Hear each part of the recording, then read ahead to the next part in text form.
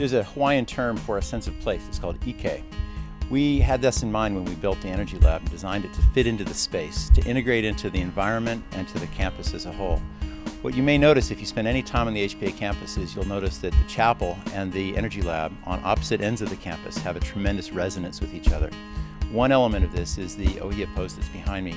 The chapel has many ohia posts at the west end of the chapel. We found this large ohia post fallen in the woods above Hakalau. The other thing that you might notice is the concrete walls have large stones embedded in them. This is board formed concrete.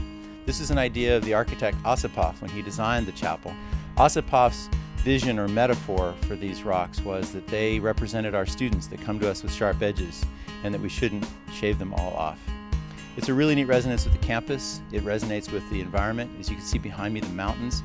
There's a wonderful view here. It's a comfortable place to be, but most of all, it fits in the space that it occupies.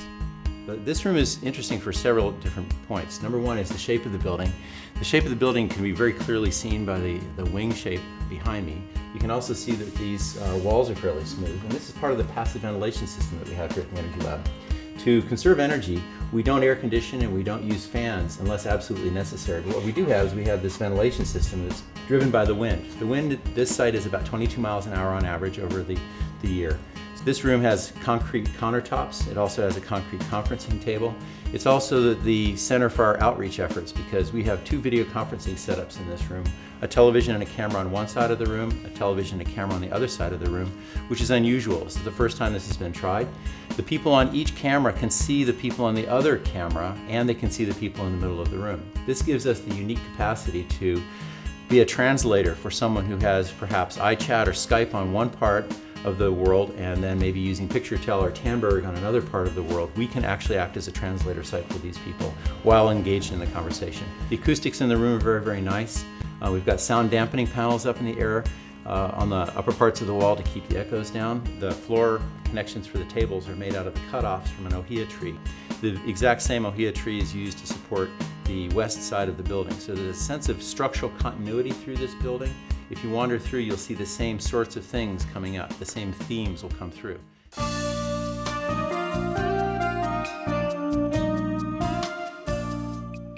Two compelling and exciting things have happened at the Energy Lab recently. 6 weeks ago, we were awarded the American Institute of Architecture Lippman Award for the State of Hawaii chapter for the AIA. We also won the Editor's Choice Award for the building. The poster for that is behind me here. We went to a 300-person awards banquet, and the architects in the state of Hawaii were very inspired by the work that we've done here. The other thing that's very, very exciting for us is that yesterday we were awarded the first LEED for Schools 2.0 Platinum Award in the state of Hawaii. We're the #4 school in the entire country to be able to reach this specification.